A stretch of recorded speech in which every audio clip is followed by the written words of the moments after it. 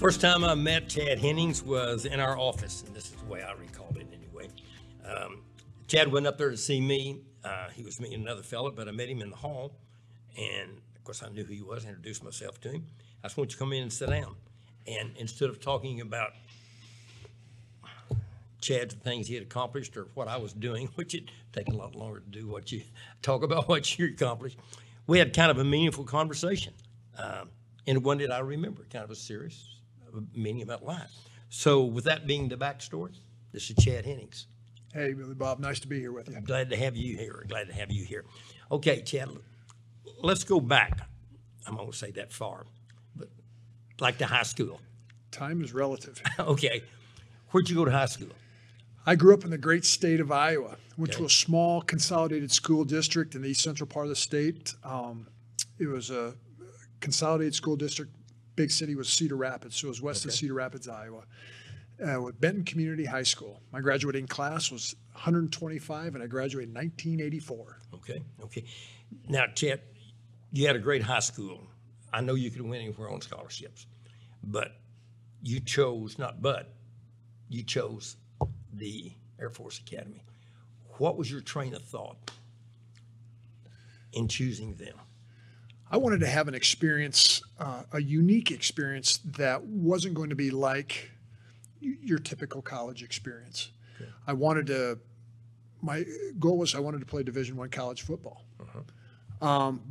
But with that, I didn't want to go to a traditional football school that was known for football, University of Iowa, Iowa State. I wanted to get out of the state of Iowa. I wanted to travel, see the world, and I wanted to challenge. So that's why the Air Force Academy, I was really intrigued by that because of the diverse education, the holistic education, teaching individuals, mind, body, spirit. And it was going to challenge me way above and beyond an experience that I would have had if I gone to a traditional university. So the experiences I had at the Air Force Academy were second to none. Being able to fly gliders, to fly Cessna 172 single-engine planes, to solo with that, to travel all over the world, to get the experience of what it means to be a leader, to hone who I was as an individual of character, of integrity, and to challenge myself in ways other than just in a traditional classroom or on the gridiron. Okay. Now, was that 4 years? 4 years. Okay. You achieved a lot of academic standards there, and along with your football honors. Then you chose to go into, or did you have a choice to go into the Air Force to No, we had a commitment. You go to a service academy, you have a minimum of a 5-year military commitment to serve in whatever capacity on active duty that they need you or that you choose. They try to pair up your wishes with that. But I chose to want to fly jets. So I took on an additional commitment of 3 more years. So I had an 8-year military commitment after I finished pilot training back to the Air Force after that. Now, did they teach you how to fly while you were in college? You flew gliders? Well, we got experience. The whole part of flying gliders was to give you that opportunity to soar with the birds, soar with the eagles. Yeah. To allow you the chance to solo. Yeah. Just kind of give you that little bit of taste. I did that after my freshman year or my 4th class year during the summer.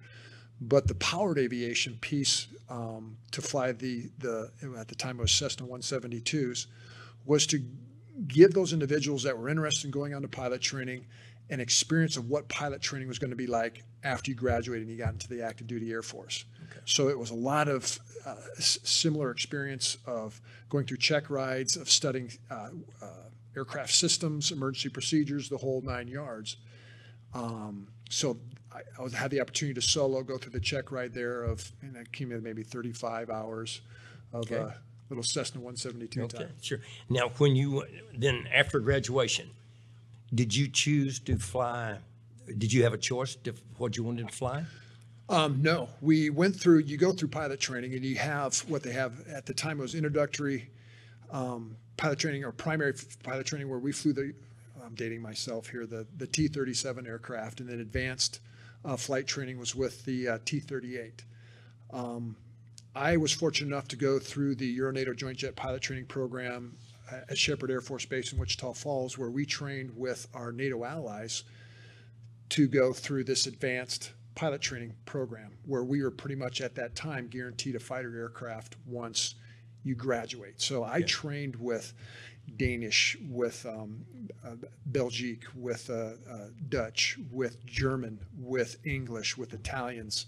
A lot of our NATO allies would send their students as well as their instructor pilots over there. So it was just kind of established that camaraderie, esprit de corps with our NATO allies. Okay. It was a great, phenomenal experience. But regarding the jet that I was going to be assigned upon graduating from pilot training, I was limited because of my size. Okay. I had received waivers, for my height and weight to be able to fly. I was too tall and too heavy technically for the ACES 2 ejection seat. They weren't sure if I'd clear the tail if I ever had to punch out of the aircraft, bottom line. Okay. So when I got on after my assignment, could only predominantly fly fighters at that time, the F-15 or the A-10, the Warthog. Yeah. And those were my two top choices, and I received the assignment to fly the A-10 Warthog. And that was, they knew what they were doing. That mission, that aircraft fit my personality to a T. How big is that plane? The plane, it is a 60-foot straight wingtip span, so 60 feet. It's probably about the same nose to tail too. But the unique thing about the A-10 was the plane was designed around a 30-millimeter Gatling gun called the Galway Avenger. 7 barrels. It would shoot 4,000 rounds a minute, depleted uranium tip, high explosive incendiary bullets. 30 millimeter, you're talking about that big. Yeah, it could do some damage. And it could do some damage. You could cap a tank, penetrate 2.5 inches of armor from about 15,000 feet, 3 miles away and disable that tank. Wow. I mean, the whole plane was designed to be a tank killer in a Central European scenario, high threat, a lot of things being thrown at you, go in low. The plane was, slow in Air Force jet terms. But it was highly maneuverable, and highly survivable. Yeah. Now, how many missions did you fly? I flew, I was based out of England at RAF Bentwaters Woodbridge at the time, so I was assigned to USAFE. So we were there for the Cold War scenario, as a deterrent for the Soviets and East Germans when they would cross, or they supposedly cross the Fulda Gap from East Germany to West Germany. But at this point in time, the Cold War was winding down. We had won. Soviet Union, the wall came down in Berlin. And then Saddam Hussein did his thing in 91, where he invaded Kuwait.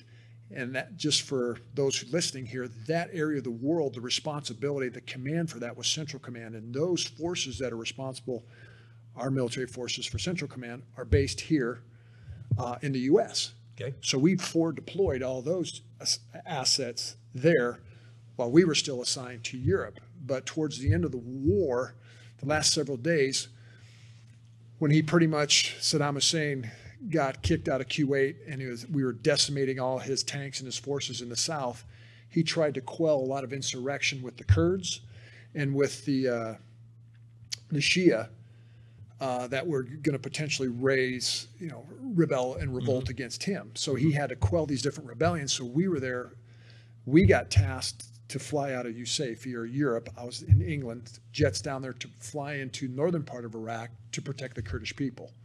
So all these people, 2 years prior to this, Saddam Hussein had dropped mustard gas, chemical weapons on several villages in what we would call Kurdistan, northern Iraq, and decimated, killed hundreds of people. And so these people were thinking, this is what he's going to do again. So they took whatever was on their backs, hopped in their cars, and they all drove up in the mountains. And literally, our mission was to fly, to reconnaissance, to find these huge pockets of people that were in the valleys.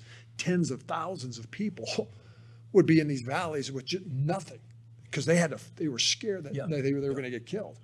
So we were there. We found these people, and then we would escort C-130s. They would drop tactical airlift supplies, tents and blankets and foods. Let me interrupt. Did they know? Could they recognize your aircraft? Oh yeah, it's everybody. I mean, you can see they know what a A-10 was like. Man, the two most feared aircraft out of the debriefs that they had with the Iraqi Republican Guard divisions post-war, they feared the B-52 for the carpet bombing, just totally decimating them, and the A-10, because they never knew the A-10 was there until it already expended its weapons and it was on dodge.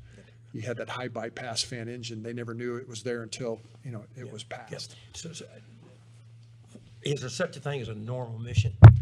No, every mission is unique. Whether that's training or a combat mission, and that's the one thing that you got to fight against is complacency, because a lot of times they do seem like they're, you get an intelligence brief, everything's going to be okay. But in those scenarios, there may not, the threat may not be something on the ground, somebody shooting at you or somebody in the air shooting at you. A lot of times it's your own machinery, your own aircraft, that you have to be cognizant of, because you may have an engine failure, or you may take a bird strike or something, because anything can happen. And that's what we always say. One of the sayings that we had in the Air Force is that the key to air power is flexibility. Yeah. You got to be ready for whatever is thrown at you. Wow. Approximately how many missions? I flew 45. 45 missions. 45 into northern Iraq, but I flew a lot of missions in Turkey, because we had to keep up with all of our tactical training to stay proficient in our weapons employment. Okay. Now, let's say you graduated. You graduated from the armed services, okay. You hadn't played football in... Over 4 years. 4.5 years, yeah. Was that a big adjustment? Oh, man. To say the least. To say the least. You hadn't played football in 4 years, and you go from there right into the NFL. Yeah, it was probably one of the biggest adjustments mentally, physically, emotionally, spiritually, that I've ever had to go through in my life. Because for one, we'll talk about it from a physical aspect. I was based in England, where if it got above 78 degrees in the summertime, there people would die because they don't have air conditioning. They don't have central air. It's just a cooler climate because you're so far north as far as latitude. Leaving there, coming to Texas, have a training camp in Austin, Texas, where it's upper 90s, higher humidity, say 60%, 70% humidity at times. I could lose 12, 13, 14 pounds of water weight in a 2-hour practice in the morning, have to drink the 2 gallons of water. And I didn't know this at the time, and I was getting IVs. I would finish a morning practice. I just dropped 10 pounds. I'm sitting there trying to slam water so I don't cramp up, thinking, let alone just thinking about trying to play the game. I'm sitting there trying to survive physically. Yeah. Sitting in our dorm room, and we were at St. Ed's, where it was just, the cinder block dorms. You're looking at a white wall, and I didn't have a TV at the time. I'm thinking, what the heck did I just do? Yeah, sign up for it, huh? Because it's, I left the Air Force career to try to pursue this dream, my other dream, to play football. It was a challenging time. Yeah. Let alone trying to, where I left a level of competition at a collegiate level to play at a professional level, which is up there, and playing against probably, arguably at that time, one of the best offensive lines, in the NFL. Yeah. These guys, I had to learn quick. Yeah. I was going to get. Did you know who you're going to play for when you were in the Air Force? Yeah, I was drafted by the Cowboys prior to graduating from the Air Force Academy. Okay, so you know where you were going. They retained my rights. This was a provision that they had going way back to World War II, where in time of national conflict, that the individual teams, they would retain the rights for the individuals that would go on to fight the war. There's a lot of guys did this in Vietnam, Rocky Bleier, several guys, going back to World War II. Yeah. So how many years did you play in the NFL? I played 9 years. 9 years. Okay. During that time, did you plan on what you were going to do? Post? When you got out? I always knew it was business. I was always prepping myself. One of the things that I enjoyed doing was public speaking. So I knew I was going to continue to do that because I knew I had a story, and just my Air Force background. I've always been passionate about human performance regarding from a character integrity perspective, why some teams are more effective than others, why other individuals are more effective, have a strong sense of identity and purpose. But I always knew I wanted to do something in business, and that was the wild card. And I soon realized when I got out that, a lot of times, for one, what I did not define who I was as an individual, but I knew that business was, based on relationships, friendships, and then I realized that I had aspirations to do sales, to do business development. And, anybody can learn the X's and O's, no matter whatever business that you're in. I'm in commercial real estate now, of how to conduct a lease transaction, or reviewing a lease, or negotiating that. Those things can be taught. But what is difficult for a lot of these young kids that we talk about is relationships. Yeah. How do you connect? See, that's what I do in real life. I mean, I'm not the end answer to anything. You connect the dots. I connect the dots, okay? But when you first got out, Did you get in commercial real estate then? No. No, I did several things. I did consulting. I worked with companies that were, doing business with armed forces, of trying to talk to them and how to improve sales with them. As I said, public speaking. I did books. I wrote a couple books. Yep. I did a variety of things. Yeah. In private equity. I never got really into real estate until it was about 7 years after I left the Cowboys. Okay. But you've done so many things. Tell us about, you've established some Christian foundations or associations. Yeah, that was one of the things that was instrumental to me that I, in the Air Force,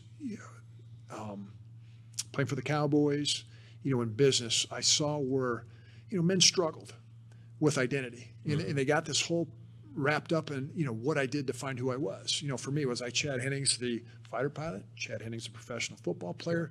Did that define who I was? Now Chad Hennings, what now? You define it. Yeah. X, real estate professional, public speaker, author, whatever. It was no. Because I saw a lot of times, particularly in the couple of the downturns that we had in the 2000s and the aughts, that when guys would become unemployed or underemployed, they really struggled with that aspect of who am I? Yeah. And then I saw that a lot when military veterans, guys would separate from the Army or from the military service, whether that be Navy SEALs, fighter pilot. You'd ask them, hey, who are you? How do you identify yourself? I'm Billy Bob Harris. I'm a Navy SEAL. Yeah. No, you're not. You're no longer a Navy SEAL. Yeah. And the guys struggle with that. And that's why a lot of times, not to get too bleak, but suicide rates are the highest. Oh, I know, yeah. For middle-aged, men. Yeah. And I do believe it's a lot because they don't have their identity as to who they are. And that was my whole purpose, identity in Christ. I'm a Christian. Yeah. And I want to encourage men to form those relationships, transparent, Christ-centered, masculine relationships with other men. And at the first part of when I introduced you, I think that's where you and I had the connection. That was the connectivity. We had the connectivity right there. We didn't talk about the Air Force. We didn't talk about the football. We sat down and had a meaningful conversation. You've done all of this, and you've written 3 books. And how long? What they periodically? Yeah, no, I wrote the first one. I was playing for the Cowboys, and it was a book that Multnomah Publishers approached me. It would be one of a series of books that ended up being professional athletes, football players would talk about a particular virtue. Okay. And mine was on commitment. That's kind of my story. Yeah. Commitment, because I stayed true to my commitment to follow through with the Air Force, my commitment to my wife, commitment as a Christian, it's just that aspect. Second book I wrote was several years later, came out in 2005, because this experience I had with my Wingman ministry. Wingman is the ministry that I call Wingman Ministries, is my men's ministry that we talk about. I want to write a book kind of on, I hate the word self-help, but it's kind of that pathway for guys to outlay some truths about who you are as an individual, the importance of relationships, the importance that money plays, importance of getting involved in your community, establishing those relationships with your wife, your kids, your family members, but predominantly too of loving yourself, who you are as an individual. Mm-hmm. And that book was called Rules of Engagement, Finding Faith and Purpose in a Disconnected World. Yeah. And then the third book I wrote came out just a couple years ago. I didn't want for me to regurgitate content. I wanted to hear from other people. And again, it's on the concept of character. And this book is called Forces of Character, Conversations about Building a Life of Impact, where I sat down with 10 people that I knew that had an impact on me, that modeled for me aspects of character and virtue. Names that you recognize, friendships that you have: Roger Staubach, Troy Aikman, Jason Garrett, Greg Popovich, coach for the Spurs, Supreme Court Justice Clarence Thomas. I interviewed an astronaut, a survivor of Auschwitz, former international human rights attorney from former communist Romania, CEO for the National Center on Fathering, and a homelessness expert that's based here in Dallas. All, I wanted to talk, to prove the point, they're male, female, black, white, different nationalities, up and down the economic scale, as far as their wealth, to show that character is a choice, that it's ubiquitous. Okay. And how you interact with other people regarding relationships and how you become a leader and these things, that it truly is a choice. Yeah. And for me, that was really rewarding. And that had to be an experience. It was, just to hear how they, related. And there's so many different commonalities and themes that I found through that, regarding leadership and their virtue, that, every one of them had that aha moment when they were a young kid, that, and the parent or mentor that influenced them to say, this is right and this is wrong. That's why mentorship is so important. It's what we're lacking a lot in our culture. Kids don't have fathers in the home, or they, coaches a lot of times have to fulfill that gap, but then at times you can't have those meaningful conversations because schools are so averse to allowing coaches to have meaningful conversations with their students because of this whole separation of church and state that some school districts bite off on, that you can't have any meaningful conversations. Yep. So, you remember Tracy Rowlett, the news guy. I think he's interviewed 5 sitting presidents. And I asked him one time, I said, who is the most impressive person you've ever interviewed? Without him, he said, Billy Graham. Just wham like that, because that speaks that. Chad, what does your day consist of now? Where are you focusing right now? Focusing on, for me, I'm at that stage of life where all my kids have graduated from college. So now they're into the working world, all gainfully employed. You got a raise, huh? I got a raise. Yeah. But now it's honing in on, from a relationship standpoint with my wife, truly getting to know her once again and to concentrate on that relationship. Were you married during the Air Force? Yes. Okay, we got married okay. right after the Air Force Academy, a couple years out. So we've been married 29 years right now. But, as well as then taking care of myself, so I do, exercise, I do hot yoga, I do things where I'm not trying to bench press the weight room and squat the whole weight room, do a lot of functional strength things. But I say this, a lot of the things that I do, I'm tweaking it because I'm not striving for success, I'm striving for significance in my life. So with relationships, my real estate business and the other business pursuits I do, that's kind of my tent making things. Let's talk about the real estate for a minute. Okay. Tell me. It's a Rubicon representation. I formed a partnership with 3 other guys that I had worked with at another real estate company locally in Dallas. We broke off and started Rubicon in 2012. So we've been going a little over 7.5 years. And with that, it's predominantly, we started as a tenant rep shop. Same thing that how Roger Staubach started his off with the Staubach Company. Doing corporate services, but we have evolved now into investment sales. We're doing development. We concentrate on 3 verticals: in office product, industrial product, and as well as medical office buildings. Okay. So we are all around the user. If our clients need us to negotiate and secure a lease, we can do that. If they want to purchase their own building, we can do that. If they have an area where they want to develop and there's not a property there for them, we'll develop that. Okay. So it's all around whatever our clients need for us to do. Chad, you've had such a compelling life, and I really admire you. I really do. And you've done so many things. I know there's going to be a lot more productive chapters coming out of you, but I appreciate what you're doing. I hate to use this word, but you're a great role model. And plus, I appreciate you coming and being on the show. It is an honor to be here with you, sir. Okay, thank you, my friend. Thank you.